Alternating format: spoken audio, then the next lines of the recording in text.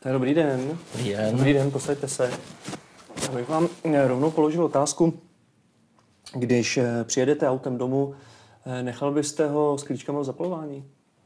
S klíčkama zapalování? No to si snad děláte srandu, člověče. Ještě by mě s tím autem někdo odjel. Myslíte? 100%. Někdo kvůli práci nespí. Jak jste na tom vy? Já spím v pohodě. Svou práci zvládám a svý zaměstnance mám pod kontrolou. Svěřila byste někomu vnoučata? No, tak manželovi, synovi a snaše a to asi tak všechno.